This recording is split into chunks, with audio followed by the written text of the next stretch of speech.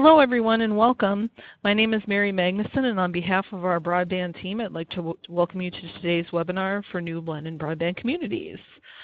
I am just going to go ahead and turn it right over to Bernadine Jocelyn, our Director of Public Policy, and we'll get started.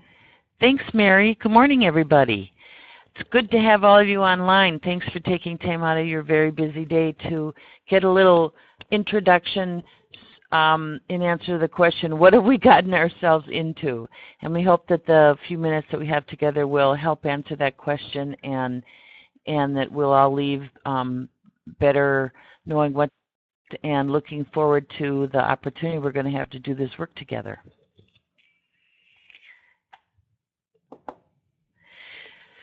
We are going to try to be mindful about the wilderness of acronyms out there, but we fall into it occasionally. When you hear us hear BBC, we're not talking about London or the Brits, our affectionate Blandin broadband community. So that is the cohort of new communities of which you're a part, and we're so glad about that.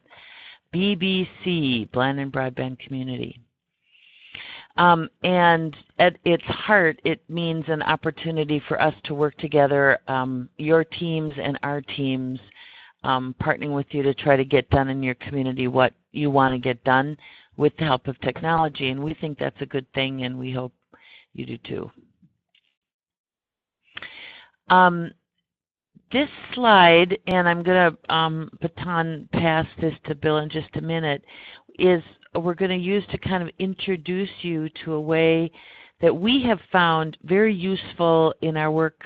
So far, we've been working in partnership with communities for a bunch of years now in different cohorts to help communities figure out how technology can be harnessed up to achieve the goals that you're already striving for in your community. It's very much sort of a means, not the end idea, that broadband makes everything better, but it's not certainly an end in itself. And we hope that at the end of this presentation, you're going to feel relieved that this is not a new item on your to-do list that you got to do this work, but an opportunity rather to really leverage and further and advance other priorities that you're already trying to work on in your community. And this mental model, this framework that is developed from an outfit out in New York City that we've adopted, the Intelligent Community Framework, we found very helpful from an economic and community development perspective to help other people who may not wake up in the morning, maybe unlike those of us on the call, and think, oh my gosh, how are we going to get broadband and what do we do with broadband? But they're caring about kids or housing or roads or the environment or improving healthcare and delivery or educational outcomes. Broadband can make all of that go better, and this framework that we bring to you as a tool, we have found helpful in the past, and I hope that you will this time with us as well. Bill, do you want to take it from here? Sure. Thanks, Bernadine. So the Intelligent Community Framework is really about the interrelationships on how to create a community that can compete in the 21st century. And while broadband is an important element, one of 5, and that talks about the network and the wires or the wireless connectors and the computers and the big backbones and all these kind of things related to the technology, we see that these other elements are things that are critical to making sure that your community is competitive. And so the idea of a knowledge workforce, everyone wants, workers who are smart and able to do the jobs that earn good incomes today. And so when people say, well, what is a knowledge worker? It's almost everyone who makes more than $15 an hour. It's someone who can use high technology equipment in a manufacturing environment. It's people who can use Excel spreadsheets, find information out on the internet in a more office situation. Clearly, it's people who can read technological diagrams and move forward on that. The way I use this example is that if you want to earn really a living wage in today's economy, you need to be a knowledge worker. Not so long ago, I had some furniture delivered to my house, and uh, long ago, it brings back, I don't know if they're fond memories, but in college, I was a Teamster and delivered furniture and appliances for Sears. And at that time, made $12, $14 an hour plus overtime after 8 hours in a day. Well, now the economy's changed. I asked these delivery guys, well, what do you guys make an hour to deliver this furniture? Well, it's about $12 to $14 an hour. And I was in college a long time ago. So that clearly the job of delivering furniture, where at one time that was a family supporting kind of job where people had boats and houses and nice cars. Now that's a little tougher to do those kind of things on just that kind of wage. So knowledge workers are a critical part of a rural growing economy.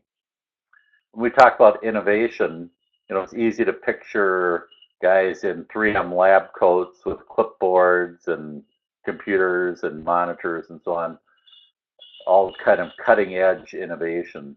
But when we talk about innovation, we're really focusing on just the idea of how do we move our community forward from where we are now in terms of how we do business to really being able to do it in a way that is globally competitive. So it doesn't necessarily have to be all about biology or chemistry or cutting edge things, but it could be. I don't underestimate the ability of our rural communities to engage in these kind of activities. It's really, if you're a business and you have a website, how do you change that website so now you can do transactions? Or if you're a local unit of government, you have one way of doing business. How do you enable the 724 customer service in terms of mapping or in terms of permitting, interactions with citizens, licenses that people now expect. They expect everything should be, one-click checkout, just like on Amazon, of buying products and services online. And so that's that innovation piece, and that can be small business, it could be local units of government, healthcare, wherever it is in your community. How do you think about using technology first as a solution, as opposed to thinking kind of let's keep doing it the same way except better or faster? Maybe it's doing it in a whole new way. Digital inclusion is the idea that everyone should have a device, know how to use it, and be able to connect to the network. And these days we know that you can't apply for a job without going online. Even the simplest job at Walmart or at McDonald's, that you can't get government information. It's hard to get news about current things at any level of depth or variety of sources of information. So making sure that everyone is included in this new digital realm, being able to fully participate in community is important. And then finally, advocacy. And that advocacy is kind of a internal focus around your own community. How to use technology? Why is this important? But it also has a flip side into marketing. How do people from outside your community view your community as a place, as a rural backwater, or as a center of innovation and kind of digital excitement that people would choose to live? And so even though we call this program Blandin Broadband Communities, it's really about this intelligent community framework. How do we use broadband to improve each and all of these factors in our community? And we know that these are pretty big buckets within a innovation or advocacy or marketing kind of tab. There's all kinds of projects that can fit in there, all kinds of priorities. And so as we go through a planning process and setting community priorities, we're not interested necessarily in uh, saying, oh, you need to create a whole new set of ideas to start working on in your community. It's how do you bring about new uses of technology to address those projects that you're working on, and how do you bring in different parts of the community that may be attracted by these different elements into the community mix here, into the coalition, to really address these issues and opportunities. And so, and I think that's one of the most powerful parts of this framework is the ability to create new partnerships. Economic development and workforce development, they've always been tied a little bit together at the hip, although they have walked different paths in the past. But when you start to think about digital inclusion, and the economic developer starts to think, this is our workforce of the future, that making sure that everyone is connected, can apply for a job, can compete for a job in our community, that's got to be solved through digital inclusion. And as rural Minnesota has increasing numbers of new Americans, people have been left behind in other ways, this digital inclusion piece becomes increasingly important, not only for younger, lower income people, but also people who are older and maybe poorer. And Dana McKenzie from the Office of Broadband long ago told me, she goes, well, everyone has their own level of digital illiteracy. And so she's a highly technological advanced person, really knows technology, but there are things she didn't know about in terms of technology use. Certainly, I have my own level of incompetence when it comes to trying to make technology work, and we struggle with that sometimes.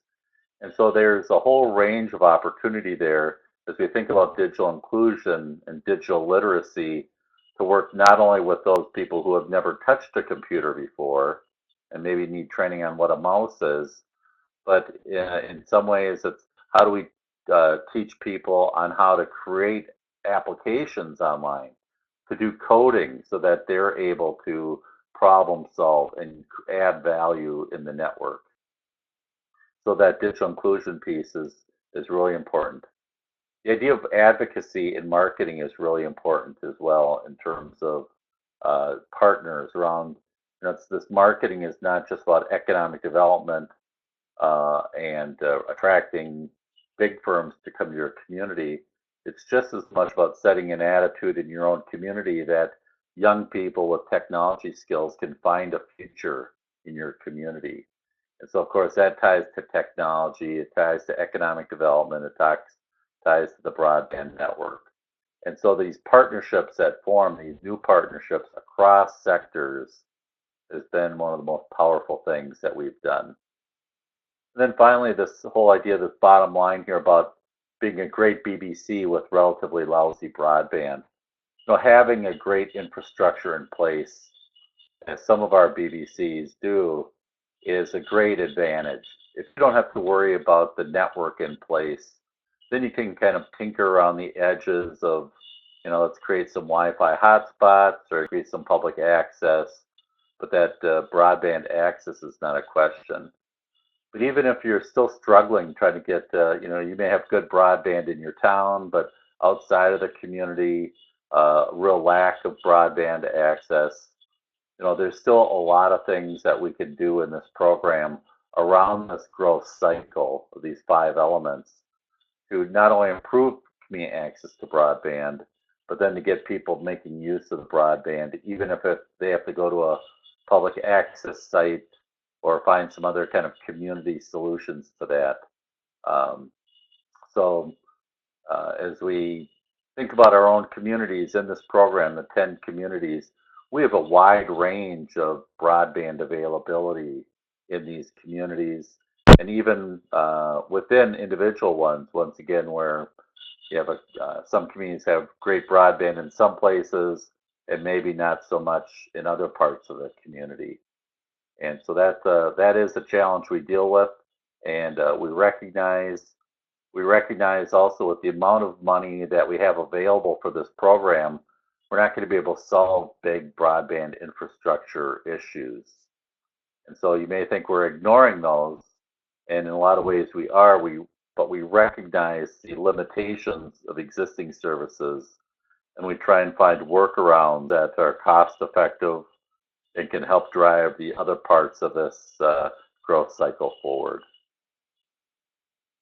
Next slide, Mary.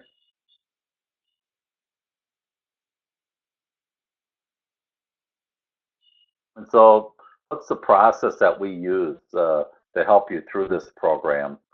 And we've been doing this now. This is our third round of communities. Now, probably 6 years ago, we had our first round with the Minnesota Intelligent Rural Community Program, which was a federally funded grant program that the foundation received, that we worked with state agencies and MnSCU and University of Minnesota and 11 demonstration communities. Over the past 2 years, we've worked with 9 communities through our first round of Blandin Broadband communities. And now we've selected, you're now in the third cohort of now 10 communities. In the process that we've created, we had great success in bringing together people to think about project ideas, to form partnerships within the community and with other organizations within the state, and really implement some great projects. And I think we're now up over 200 different community projects done by these 20 communities. And so there's some great ones here that we'll talk a little bit more about here in a few minutes. But this whole thing gets started, of course, today with the Blandin Broadband Community webinar that we're doing today. And maybe for some people, I think looking at the list of names, we had a fair number who were at our broadband conference just now a few weeks ago at Cragun's. But officially, we kick off January 21st through 22nd at the Wilmer Best Western. We're going to have about a day and a half of activities for the 10 communities. Invited our alumni communities from the past. We've got alumni of 20 different communities, 13 of which have signed on to continue with us into the future. And so we'll gather there to fill you in a lot of detail, help you do some planning for the future, meet each other. A big part of the benefit of this program is the peer sharing between communities. While each community is unique, I think Bernadine loves the phrase, when you've seen one rural community, you've seen one rural community, meaning that each one is unique. So we get a lot of great information sharing back and forth about what works and what doesn't. And that's what that BDC kickoff is all about. In January and February, Carl Samp, who's my colleague, and I will be coming out to the community to meet with your steering team. And in your applications, you talked about who is on your teams. And at that first meeting, we'll bring that whole group up to speed on what this program is all about and do a little bit of a leadership discussion about who's on the team and who should be on the team, and not only in terms of position, but maybe in terms of personality. We had one community in the past that, man, they always tried, but they always just seemed to muddle around and not get much done. When we did this personality exercise, we found out that they're we knew intrinsically, but they're all kind of very detail oriented, but they weren't deciders. They were kind of good questioners and had all kinds of, what about this and what about that? We got them a couple deciders to come onto their team, and that group took off. So we spent some time thinking about who's on your team and who should be on that team. And really the main purpose of that meeting is to prepare for the Community Vision meeting, which will happen February through March. And that's, once again, Carl and I will come to your community. Hopefully we'll have plus or minus 50 people in the room from your community that can really represent the community, that are interested in these technology kind of issues and moving the community forward. And in pretty rapid order, Carl and I lead you through a process that gets to some project development ideas. And one of the key things about our approach is that unless there are people who are willing to work on something, it's not really much of a project idea. And so we want people who want to do things to be at this meeting, and we form the vision, we form the outcomes we're looking for, and the beginnings of those project development ideas, and we create those project development teams. Over that next month or however long we have there, we ask you to develop those grant applications.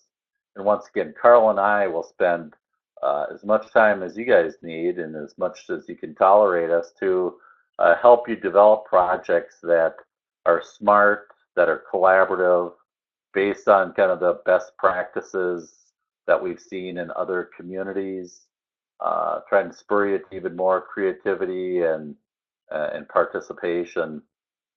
And then you submit your applications to the Blandin Foundation for consideration. We have a staff that reviews them, and then we have a Blandin strategy board that reviews those applications and actually makes the choices there. We found through the years that with the projects that communities prioritize and have good support are funded through this process.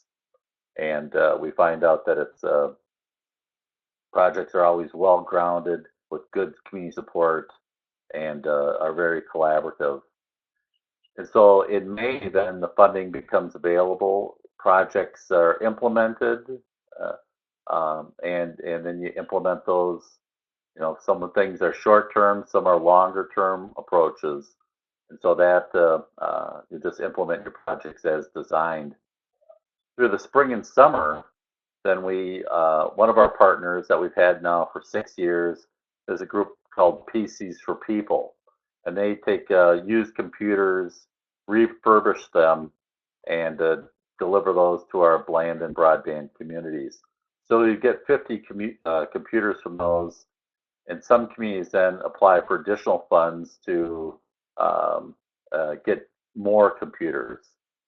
And it's amazing the value that people find in these used computers. At the handoffs, there's always a lot of tears and hugs, and people are pretty excited of all ages in those families to be able to have access to those computers. One of the things that we've been able to do and help communities do is form partnerships with telecom providers, internet service providers, to provide a discounted service to these people who get the computers. So we try to provide the computer, tie it to some training, and then to an internet connection. And so the research now with PCs for People shows that about 80% of the families that get discounted internet service, sometimes for 6 months, sometimes a little longer, they keep that internet service going after the subsidy is over. And so they are highly successful both for the families now who are getting the benefits of this connectivity, and for the telecom providers who, you know, in every community there's 50 potential new customers there for the internet service provider. Some companies like Comcast or CenturyLink, some others have their own standard discount programs already in place. So these fit into that as well. And then through the fall, then we started thinking about projects again, and whether that's a new list of projects that we can help you develop, or whether it's a list of projects that weren't funded the first time or needed to be sharpened up. We have a December application for funding in January, and then that through this process, then 2 rounds of project development and grants. Mary?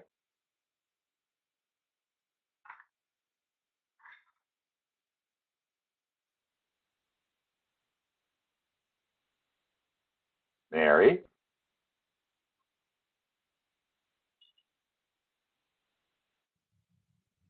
Can you hear me, Bill?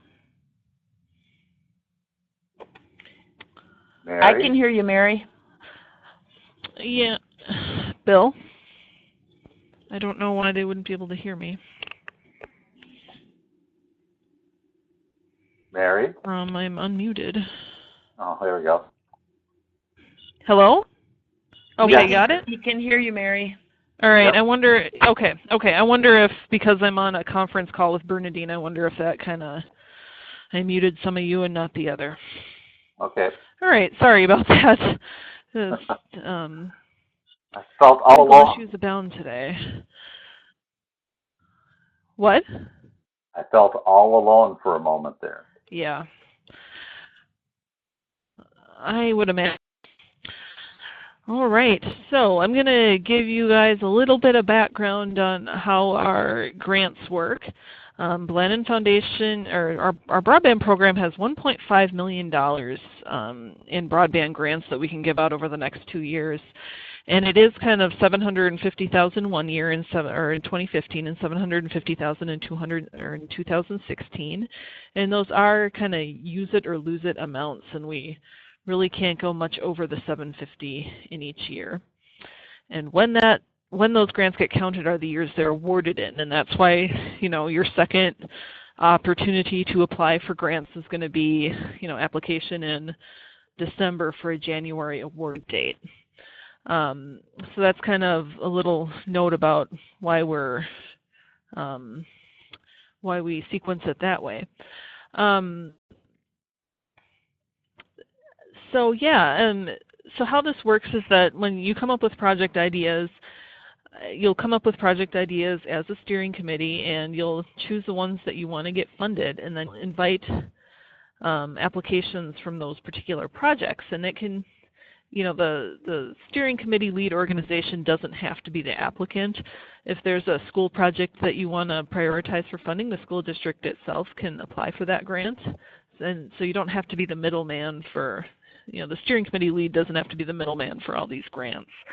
So that's how that works. As we stated in our application, BBCs have the opportunity to apply for up to $100,000 over the 2-year program, but $75,000 is probably going to be the average amount of grants that each community receives. With our 2013 and 14 round, we did have some communities that got $100,000 in grants, and we had some that got a little bit less if they weren't, quite ready to apply for their $75,000 in grants. If something didn't work out, they kind of lost out a little bit, but we do hope that each community is able to get around $75,000. We've also noticed that, the multiple $10,000 grants, those have a really nice impact, and I'll let Bill talk about that in a few minutes. But, the multiple small grants are a really kind of nice way to do it. Communities, because of our $750,000 per year breakdown, communities shouldn't probably expect to apply for or receive more than $40,000 in either year.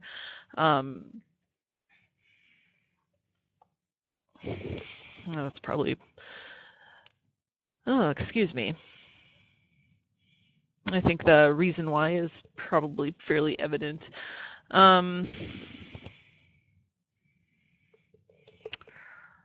Yep, and I'm just looking at the comments now, and a copy of the PowerPoint will be available.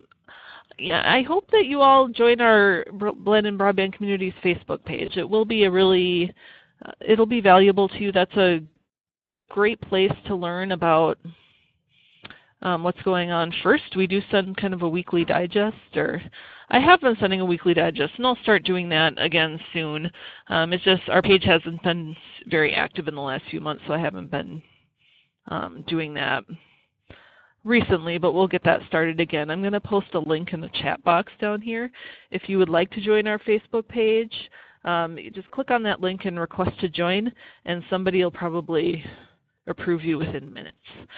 So we will be posting this PowerPoint to our Facebook page. I can also email it to you if you need to, and we're also recording this webinar, and I'll post that to our Facebook page. But I can also send you a YouTube link if you prefer I do that.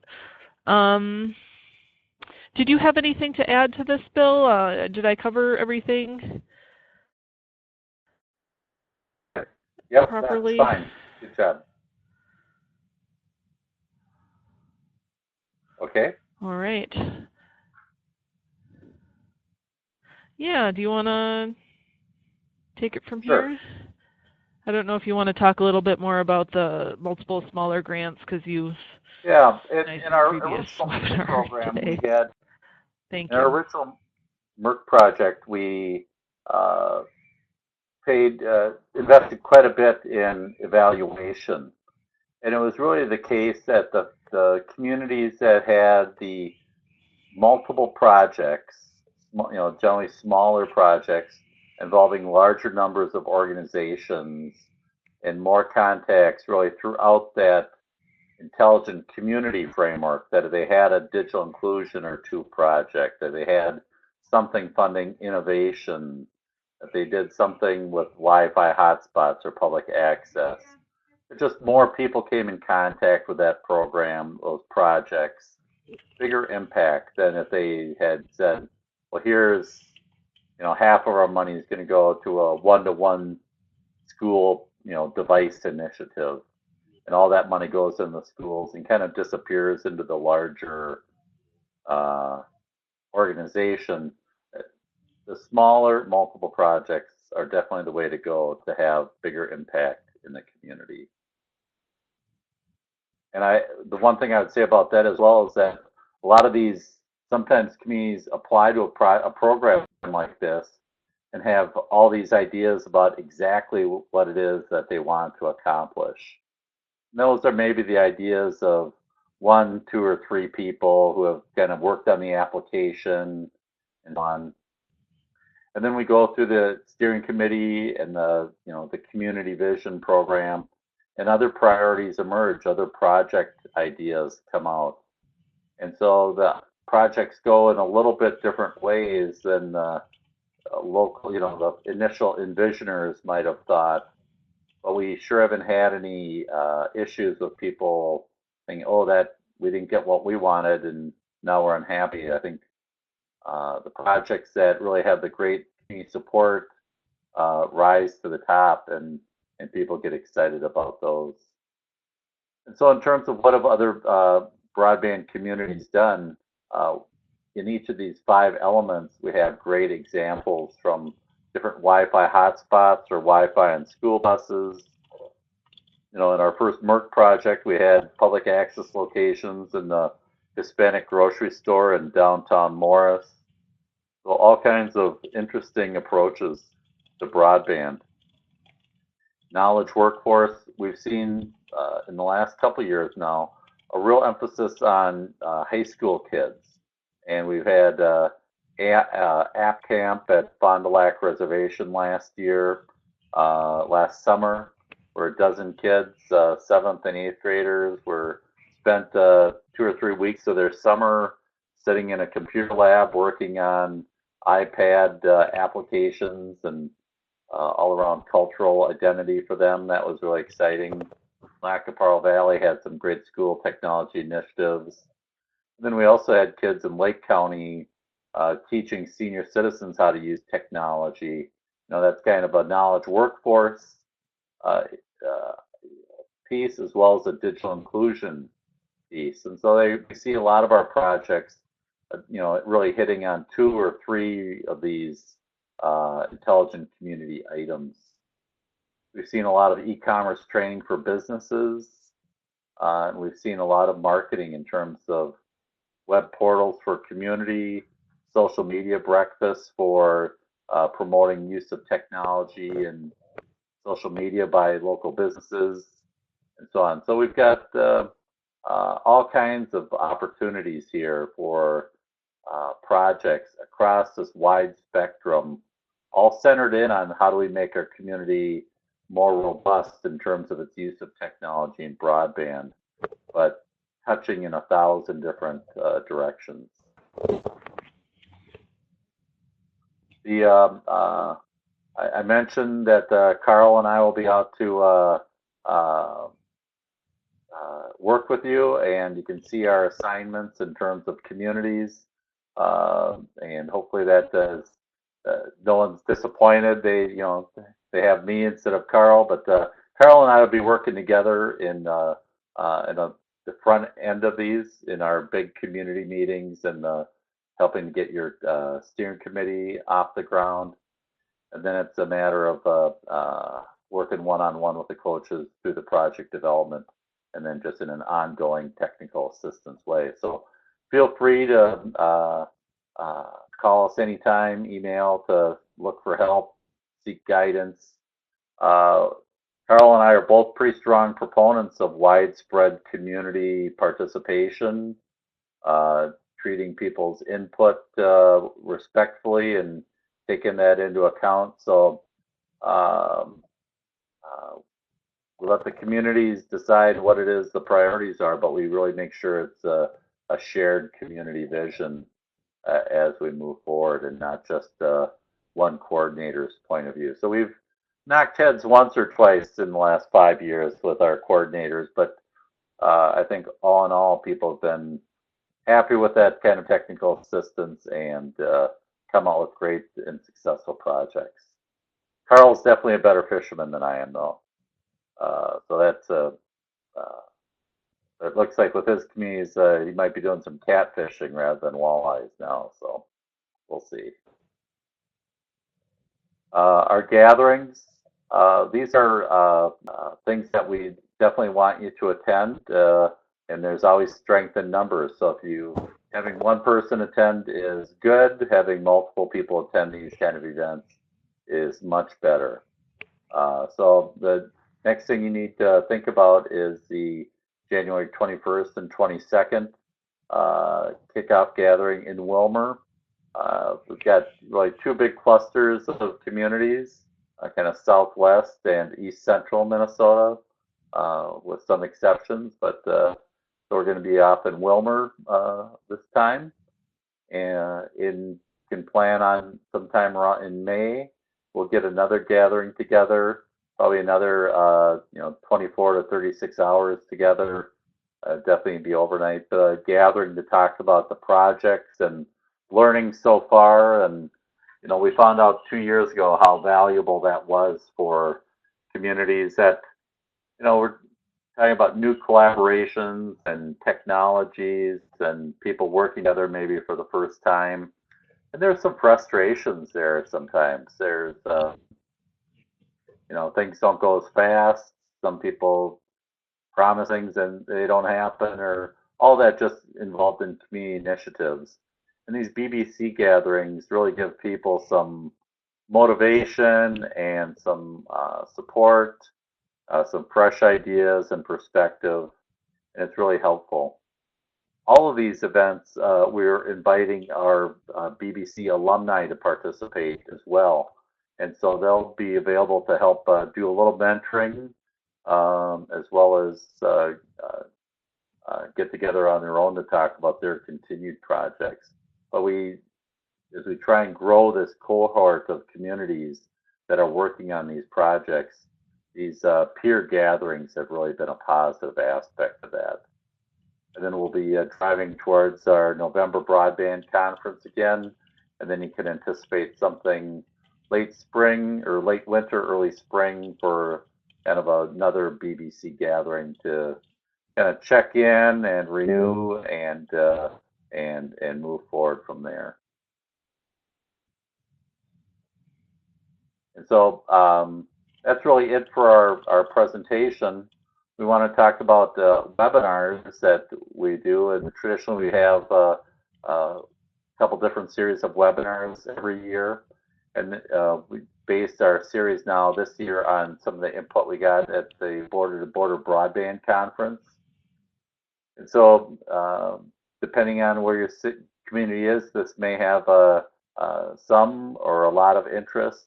Getting started on community broadband is And we've got now with federal dollars available and state dollars, hopefully more will be available.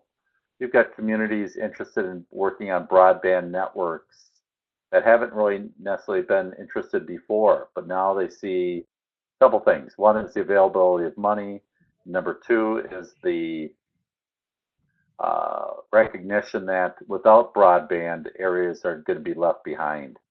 And so we're at the fall conference here just a few weeks ago.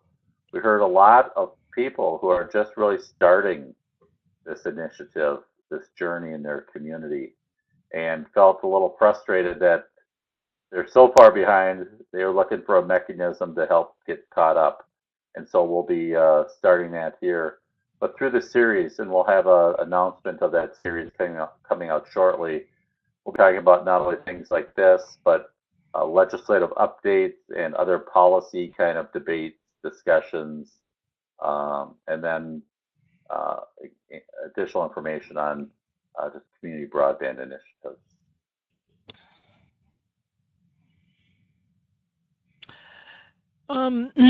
Bill, I just want to jump in. It occurred to me I should mention again to remind everyone that each new BBCs are encouraged to sign up for up to $1,000 planning grant from the Blandin Foundation, and I just posted the link up in the chat box. And you can use that those funds for planning. It's a super easy application. You can just email just a one-page letter to me, just stating what you're probably going to be doing with it, that money. And if you can send that to me by the end of December, that would be great. As far as Cheryl Jansen asked how soon we'll actually have the time frame for the January 21st and 22nd event.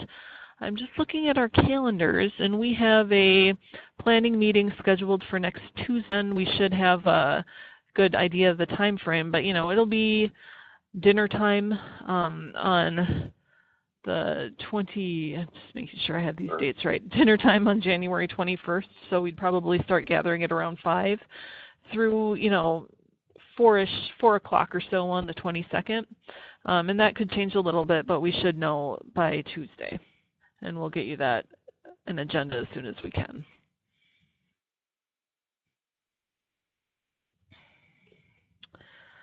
Bernadine, did you have anything else you wanted to add?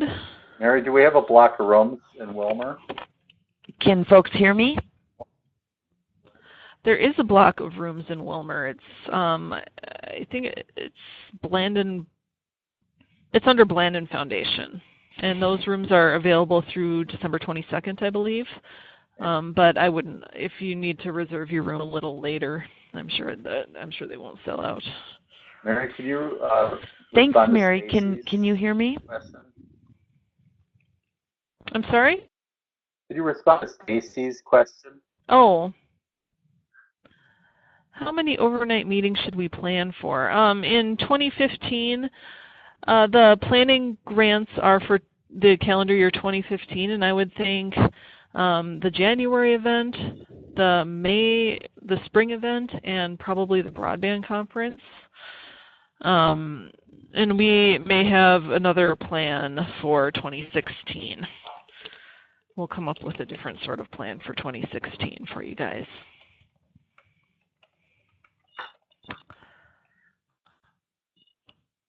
So probably 3 overnight events. I suppose the November one could be 2 nights, depending on how that works out. Bernadine? Okay. Yeah, we can hear you. Oh, okay. Yeah, I just was typing into my chat box that we want the planning grants to help you cover out-of-pocket costs that you might otherwise incur in attending some of our the events. We know there are expenses involved in that, and so we wanted to make it easier for you guys to attend and have some funds readily available to come to those events. So that's part of our thinking there. I just wanted to reiterate what Bill and Mary have said earlier about the power of this cohort. one of the design principles that we've been really persuaded is effective is this idea of doing this work together, and do hope, and have seen it happen in the past, that some of the real wins that come out of this are in the relationships that you make with not only in your community but across communities. And it is going to be a lot of fun. I know many of you who were able to be at those of you who are on the phone that were able to be at the conference got a little taste of that, but we do want to design, and we'll be designing an event and all of our events forward that'll really recognize that a lot of the sustainability in these efforts is going to come from the relationships that you build as you do this work. And it really is, at the end of the day, I saw a great quote a little while ago that you don't want to be overly attached. I know this is maybe sound weird, but to the outcome so much as the people. You really do it for the people, and that's where the juice comes. And because a lot of these outcomes that we're looking for, community change, community betterment, that's a big thing to be going for, and it's important to have shared and aligned goals. But what keeps you going every day is the people that you get to work with and get to walk with you on the journey. So we're going to try to make it fun and make it relationship-centric, and look forward to getting to know each other better in January when we all come together, hoping that the weather will cooperate. It's brave of us to plan something, although Wilmer's a little farther south than up here in Grand Rapids, so thanks again to our host down there. I can't think of anything else that we've missed. I thought you, Mary and Bill, did a great job. I'm wondering, I'm looking at the chat box, we got any other? There's a question from Stacy about cost of room, food, snacks for yes, exactly, Stacy, for folks that might want to attend the community planning meeting. That's a good, I guess, do need to say here, and you correct me, Mary, that we're not, our grant funds are not to be used for alcoholic beverages. Is that true, Mary? That is correct.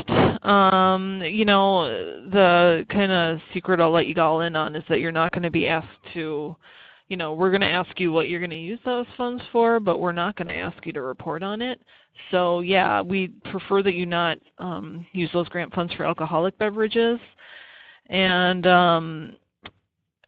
yeah, and it actually isn't even supposed to be used for travel, so if you could be kind of vague in your wording about that, as far as when you're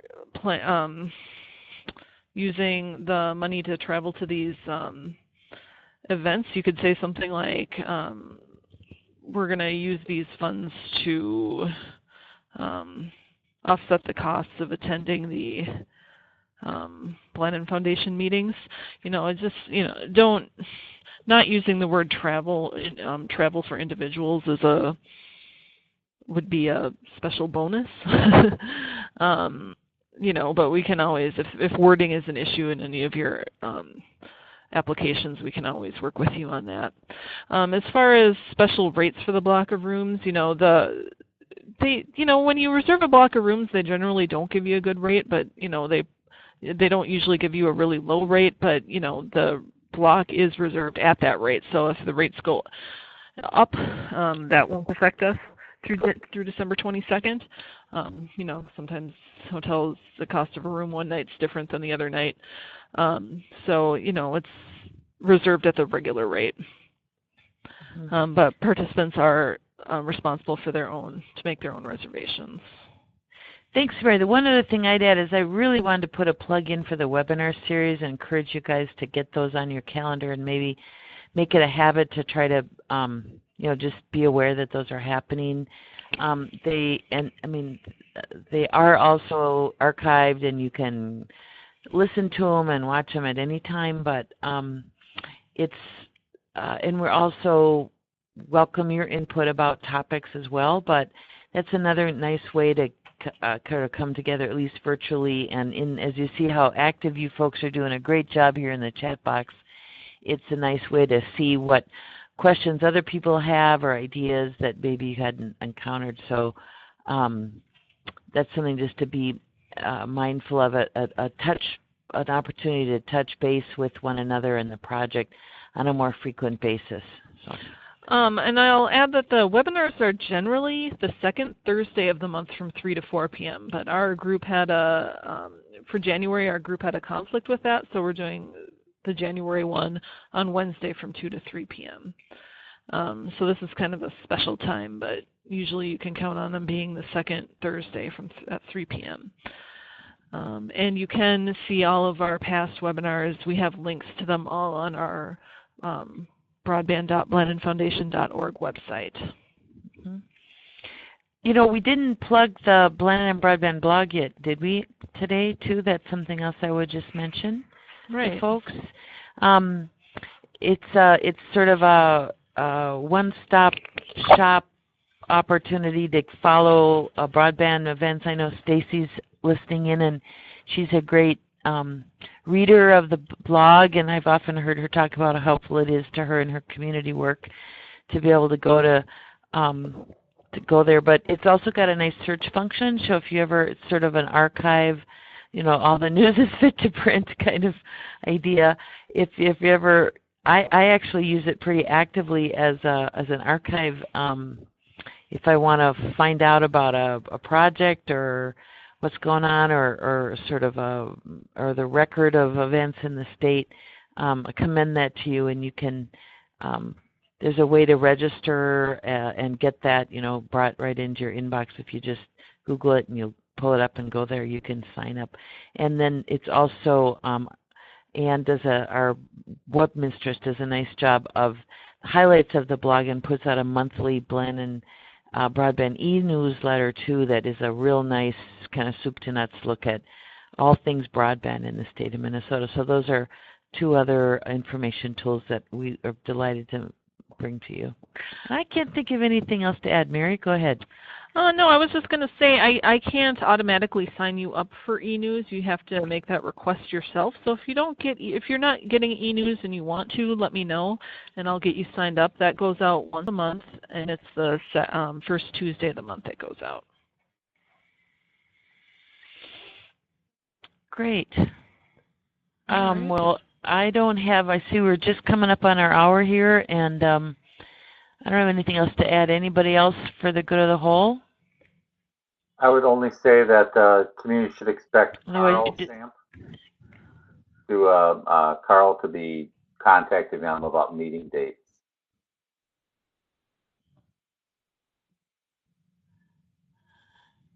Great. Yeah. Mary, you want to take us out? All right. Thank you, everyone, for coming. We hope you'll join us on our future webinars starting in January. If you have any questions, feel free to give me a call or email. And you should all have my information. Hope to see you on Facebook, and we hope to see you in January. Thanks so much. Thanks, everybody. Bye-bye. Bye.